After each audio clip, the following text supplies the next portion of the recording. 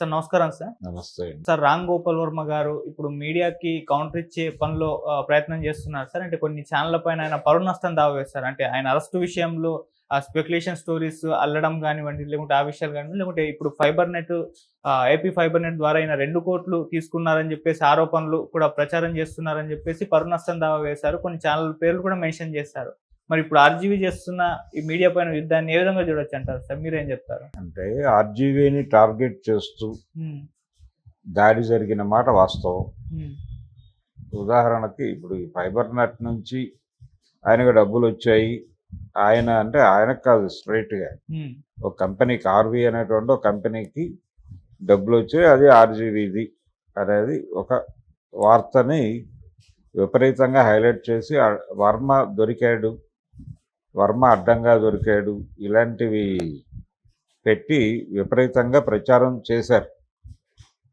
ఈ ప్రచారం అంటే గవర్నమెంట్ నుంచి వర్మకు డబ్బులు అందాయి అనేది ఒకటే హైలైట్ చేశారు. దీని వెనకాల రకరకాల వ్యూహాలు ఉండొచ్చు అనేది మాట్లాడుతున్నారు. కానీ జనరల్గా ప్రతి సందర్భంలోనూ ఈ రకమైన అంటే గవర్నమెంట్ నుంచి ఈయనకు డబ్బులు ఎక్కడి నుంచి వచ్చినాయి? స్ట్రైట్గా వాళ్ళ అకౌంట్ల నుంచి కాదు, ఫైబర్ నెట్ నుంచి వచ్చినాయి. ఫైబర్ నెట్కి ఈయన ఒక సినిమా ఇచ్చేసాడు. ఇచ్చేసిన సినిమాకి సంబంధించిన అకౌంట్ అయి ఉండొచ్చు.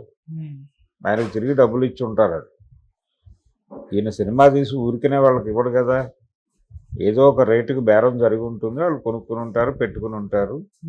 దాని మీద ఇప్పుడు ఓటీటీలకు సినిమాలు అమ్ముతున్నారు కదా, అలాగే వాళ్ళకి అమ్మాడు సినిమా. ఆయన అమ్మాడు, డబ్బులు తీసుకున్నాడు. దీనిలో గొడవ ఏంటి నాకు అర్థం కాలేదు. ఒకటి. రెండోది, చాలా కంపెనీలకి మాకు ప్రచారం వీడియోలు చేసి పెట్టండి అని చెప్పి డబ్బులు ఇచ్చారు. అలా చాలా డబ్బులు అక్రమంగా దారి మళ్ళీపోయినాయి అని ఒక అభిప్రాయం చాలా విచిత్రంగా పంపు చేస్తున్నారు. ఏది ఇప్పుడు వర్మ ఏ ఛానల్స్ మీద అయితే కేసులు వేశాడో వాళ్ళే. కానీ ఇక్కడ చూడాల్సింది ఏంటంటే ప్రతి సందర్భంలోనూ ఏ పార్టీ అధికారంలో ఉంటే ఆ పార్టీకి దగ్గరగా ఉండేటువంటి వాళ్ళతో ఆ పనులు చేయించుకుని వాళ్ళకు గౌరవప్రదమైనటువంటి వేతనం ఇచ్చే ప్రయత్నం చేస్తారు. ఇది ఎవరున్నా జరిగేది. వీళ్ళు మాత్రమే చేశారు, వాళ్ళు చేయలేదు అని కాదు.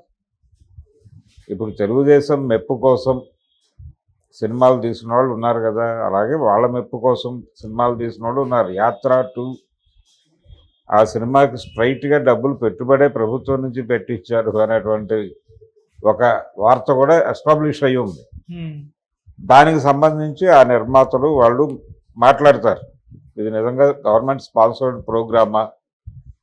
అలా జరిగే అవకాశాలు తక్కువే. కానీ మా దగ్గర ఆధారాలు ఉన్నాయి అని చెప్పడం కాదు, దీని మీద ఒక కంప్లైంట్ రైజ్ అయి ఉంది ఆల్రెడీ అని చెప్తున్నారు. రైజ్ అయి ఉంటే దాని మీద విచారణ జరపవచ్చు. ఒకవేళ నిజంగానే నేరం జరిగింది అనుకుంటే వాళ్ళని శిక్షించవచ్చు. కానీ రామ్ గోపాల్ వర్మ వ్యవహారం దగ్గరికి వస్తే ఈయన వాళ్ళకు అనుకూలంగా చేసి ఉండొచ్చు, వాళ్ళు డబ్బులు ఇచ్చి ఉండొచ్చు. కానీ మరీ ఇలా నేరుగా అకౌంట్లోకి డబ్బులు తీసుకుని ఇలా దొరికిపోయేటువంటి అంత ఇదిగా అయితే ఆయన వ్యవహరించడు. కానీ వీళ్ళు ఎస్టాబ్లిష్ చేసి దొరికిపోయాడు అని చెప్పే ప్రయత్నం చేస్తున్నారు. ఆయన ఏదో ఒక పని చేసి ఉంటాడు, వాళ్ళకి డబ్బులు ఇచ్చి ఉంటారు. యాడ్ ఫిలిమ్స్ తీయించుకొని ఉండొచ్చు, లేకపోతే గవర్నమెంట్ పథకాలని ప్రమోట్ చేయాలి లాంటివి ఏదైనా చేసి ఉండొచ్చు. చేయకూడదు అని ఏం లేదు కదా. బోయపాటి శ్రీను గారు కూడా డైరెక్షన్ చేసినట్టుగా తెలుగుదేశం ఉన్న రోజుల్లో 2014లో తెలుగుదేశం హయాంలో కొన్ని యాడ్ ఫిల్మ్స్ అవి బోయపాటి శ్రీను గారితో కూడా చేయించుకున్నారుగా, భారీగా డబ్బులు ఇచ్చి. మరి ఆయన మీద జగన్మోహన్ రెడ్డి రాగానే కేసులు పెట్టలేదుగా, పెట్టుండాలిగా మీ పద్ధతి ప్రకారం అయితే. కాబట్టి ఇది జనరల్గా ఆయన్ని టార్గెట్ చేసి రకరకాలుగా ప్రచారం చేస్తున్నారు. ఆయన ఫారమ్స్లో వాళ్ళు డబ్బులు పెట్టారని ఆయన ఒక యూట్యూబ్ ఛానల్ పెట్టాడు నిజమని, అది టోటల్గా ఫండెడ్ అని, ఆ డెన్ అనేది ఫండెడ్ అని, ఇలా రకరకాల ప్రచారాలు చేసేటప్పుడు దానికి సంబంధించినటువంటి ఆధారాలు చూపించాల్సిన అవసరం కూడా ఉంటుంది. కానీ వీళ్ళెవరూ కూడా వాటి జోలికి వెళ్ళకుండా కేవలం దాడి మాత్రమే చేశారు. పర్టికులర్గా వర్మ మీద టార్గెట్ చేసి ఆ సెక్షన్ ఆఫ్ మీడియా అంటే తెలుగుదేశం పార్టీకి కూటమికి దగ్గరగా ఉండేటువంటి మీడియా వర్మని టార్గెట్ చేయటం అనేది చాలా సహజంగా జరుగుతోంది.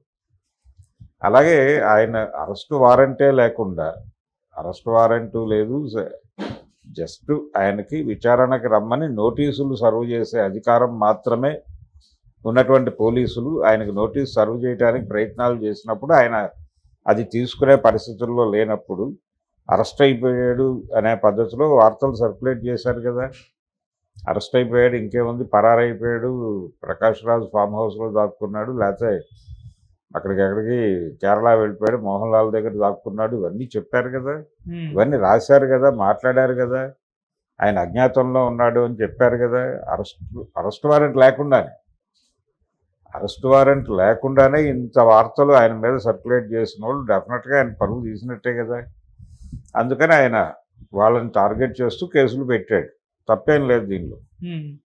కేసులు పెట్టడం అనే దానిలో తప్పేమీ లేదు. నిజంగానే ఆయన ప్రతిష్టకి భంగం కలిగిన మాట వాస్తవం.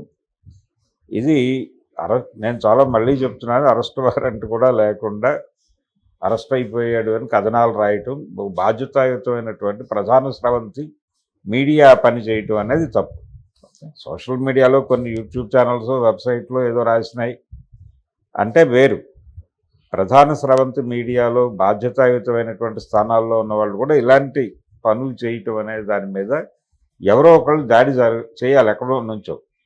ఆ దాడి వర్మ గారి నాయకత్వంలో జరిగినట్టుగా చూడాలి. ఇది జెన్యూన్ అటాక్.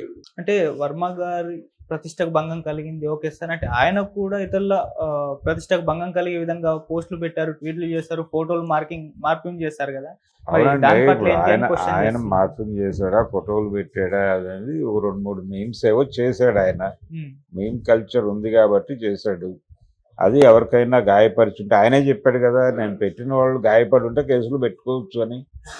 పవన్ కళ్యాణ్ గాయపడి ఉంటే పవన్ కళ్యాణ్ కేసు పెట్టుకోవచ్చు, లోకేష్ గాయపడితే లోకేష్ కేసు పెట్టుకోవచ్చు, చంద్రబాబు గాయపడి ఉంటే వారు కూడా కేసు పెట్టుకోవచ్చు. కాదన్నది ఎవరు? మీరు అది మానేసి అది వాళ్ళ పర్సనల్ గొడవ, ఎవరెవరో ఇప్పుడు హర్ట్ అయ్యారని చెప్పి కేసులు పెట్టించడం ఒక దుర్మార్గం అయితే, దీని మీద మీడియా విపరీతంగా ఫోకస్ చేసి ఆయన మీద, మీడియాకి ఏం సంబంధం? ఆయన ఇప్పటివరకు ఎప్పుడు కేసు పెట్టాడు కానీ, ఇప్పటివరకు ఆంధ్రజ్యోతిని కానీ, ఈనాడుని కానీ, లేకపోతే మరొక మీడియాని కానీ ఆయన ఎప్పుడైనా మాట్లాడా? ఎవరి మీదైనా మీమ్స్ పెట్టాడా? పర్సనల్గా తనకి నచ్చని రాజకీయ నాయకుల్ని, నచ్చని రాజకీయ విధానాలని విమర్శించడంతో వరకే.